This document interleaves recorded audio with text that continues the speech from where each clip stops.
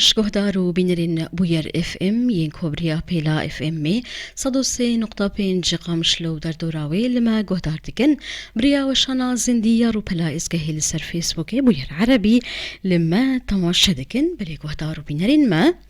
مجارة ما إيروج خدمة جوزارية أمي بحثا روشا نان بكن لهرما جزيرة نخاصم دوي هياما كو سفر بلي هاتيا راغاندن هروها جي كوميتيا فرنان أكانتونا جزيرة هناك برقريش بودا بنكرنا نان جبو خلكي دوي روشا هاند درخصية بيتر آقاهي أمي ناس بكن جبريز روندار صالح هفسروكي كوميتيا فرنان أكانتونا جزيرة بريا تليفوني تفلي برنامج مدبه دنباش ومستح روش باش سپاس جبو تفلی بونا تا ما مستا روندار تاكوان بحثا روشا نان لهرما جزيرة بكن خاصم دوي روشا نهاكو امتيرا درباست بن وراكاندنا سفر بلية دسبيكي ما مستا بگشتي ام چاوا دكارن ببيجن روشا نان لهرمي چاوا يگلوتي دا بينكرن بو خلقي تفان كرم بك دسبيكيس شخوا سباس جبوه قلق سباس وشخوا انجام شري قول هرمين باكور رجالات سوري ايرو تشيدمن و عليكي ديجي اعلان سفر بليه بلي وهجماري زيدبونا كوچبليه لباجاري ما تشيبونا بلي بتايبت كانتونا جزيرة جبولو شخوا روشا فرنا بقشتي لسر استا كانتونا جزيرة فرنما حمو حيا في غافي في دقي حمو لسر كاري خونا بلي حما باجار وباجاروكي ويرو فرنما لسر كارن وناني خوشي تيبلاف كرن بلي دريا كومين ومعتمدين هر تاخكي هر باجاركي هر باجاروكي تيبلاف كرن شخوا فرنما هجماري ماي فرني قشتي حفده فرنا فرننا اي قشتي و صدو بينجي فرني تايبت اي قمادين بش قرتي دبن جي ابوري شخو افجي افرني ما هجماري وديار كري او بلا ولنا لسر باجارو وباجاروكي حمل هريما جزيره لسر كاري خونجي وهمجي ما روجا نافبري روجا اينيجي ما اوجي خستا كار باش وي روجي تجي فرنا كاردكن براستي هنكي الوزيب مره درباس بو اف هجماري كوچبرا ازيدا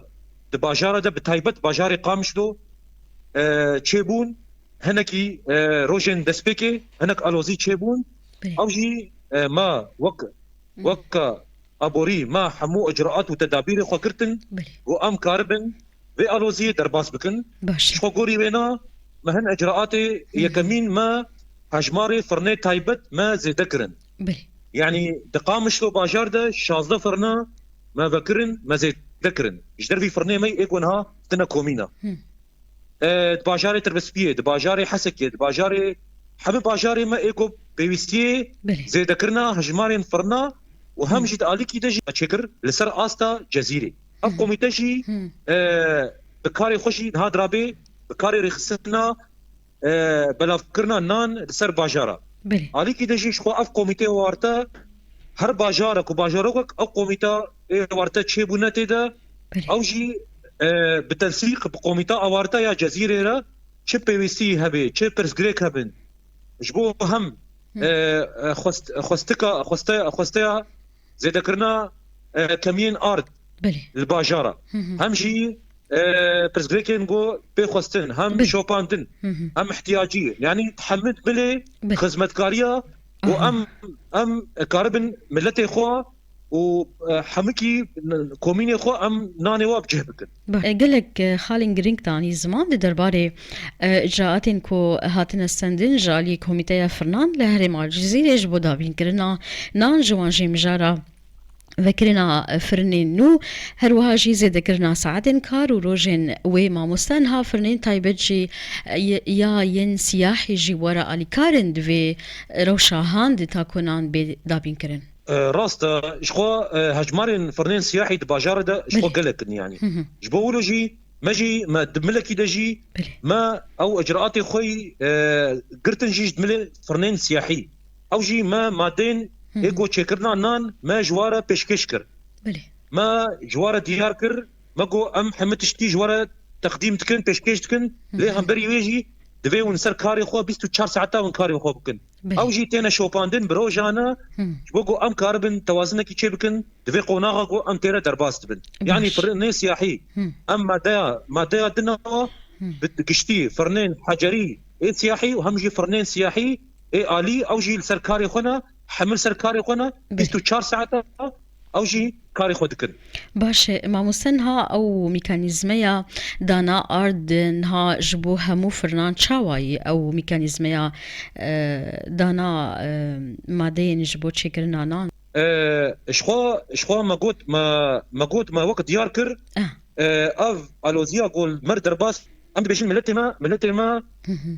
او كونكرنا الدفن فرنا ملتي ما بري خدنا دفن فرنا او جيت بي سدمك جو درنجيا هشتانان لسر كومينا تشيد بي افجي هناك روجين اول ما زحمتي بر درباس بون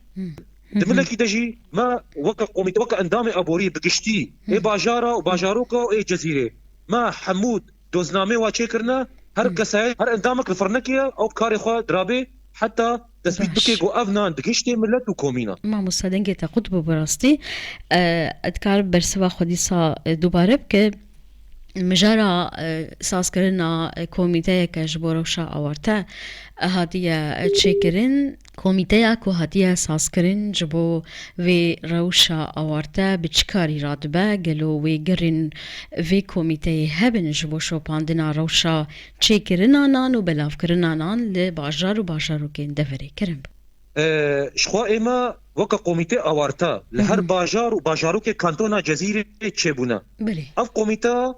اي باجارا شخوا كوميتا اوارتجيا جزيره جي تشيبوا او تنسيق وا بهدوره برخورتا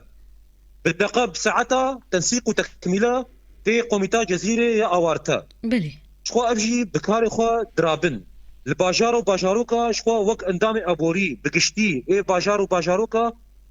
بكاري خوا درابن بروجانا درن چن وافرني تايبت وقشتي شوبينن هر اندامك ايرو الدبي فرنكيا بوغو رخصنا بلاف كرنا نان رخصنا فرني هم شو باندنا فرني جودت بوزن باشبون هم جي كاري واجي تثبيت كرنا نان جو دغه كومينا ولا نان هي كومينا باشه ما حم اجراءات خو وك اوارتا برنا ويهم جي علي كي اف كوميتي اوارتا ت خلكي مي كوچبر دچونا باجاركي او جي هجماري جو ارت تخستن كمين ارت جو تخوازن او جي تنسيقتكن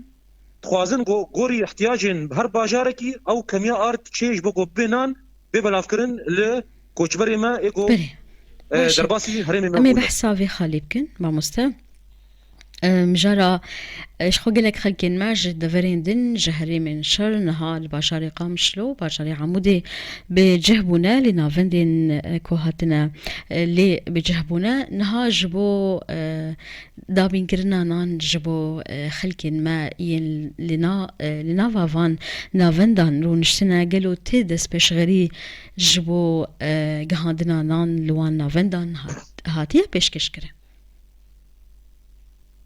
شخوا اف براسي خالك برجرنجا بلي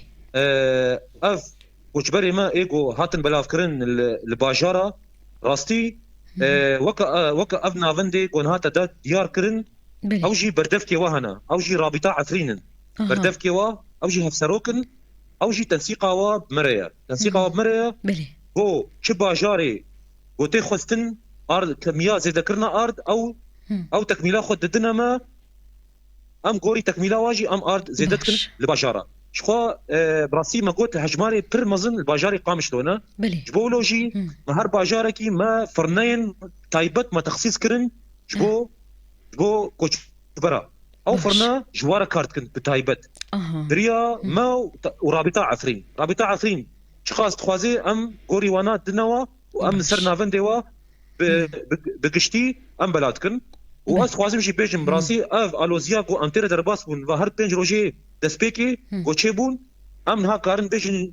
ايرو ودهوجي ما افر برزغريك ما چاره سركر هنكي اف الوزيجي ما درباس كر قلكي باشه بلي ما مستنها گاوین وین بیچه هنش بو باش کرنا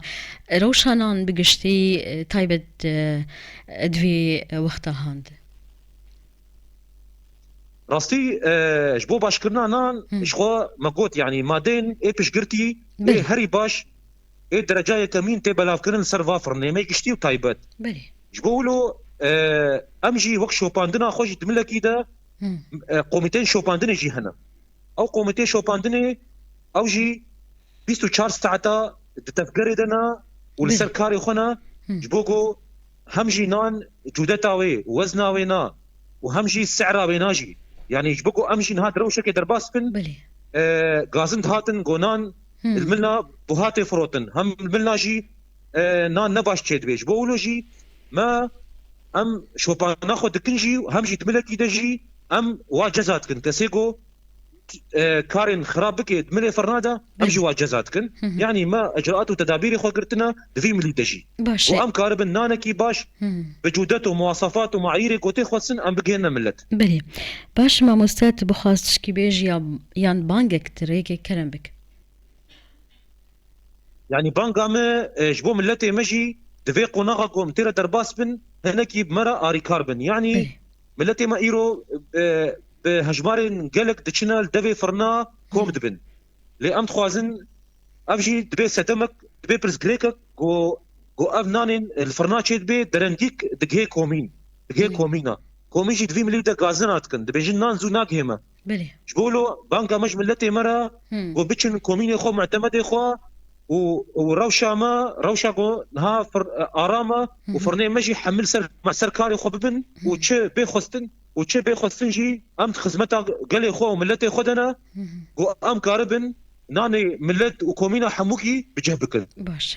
قالك سباسش بو تمام مستات بخاز داويد تشكي ببيجيان خالك من نبرسي كرم شخوا استخوازم بيجم جي تشتكي منا قلت بي يعني دفردجي يعني ام تخوازن ملتي مجي برا رحت بن بلي وملتي مجي مرا اري كاربن تشيكي ماسين برزغريف دركتن باجار وباجاروكا بلي قوميتي اوارتا حاضرن باش جبونان بتايبت جبونان بلا اقاهيه خبري بدن ما جبوكو ام كاربن برزغريكي وا چاره سر بكن هم جي دملي نانده هم دملي برزغريك هذا هم دملي خواستكي وانا چنا بلي بر بكن قوميتي ما اوارتا اي باجيرا ام جي جبوكو ام كاربن مداخله بكن ام برزغريكي كودر هبي ام چاره سر بكن باش وسباس جبوا قالك سباس جبو تجي مع مسترون دار صالح هفسروكي كوميتيا فرنان اكانتونا جزيري بريا تليفوني تبمربو هروها قالك سباس جبو قهتارو بينرين هيجا وهاف بيفينامه بداويد باش باش مايكي بوربو مشف حسن بخطري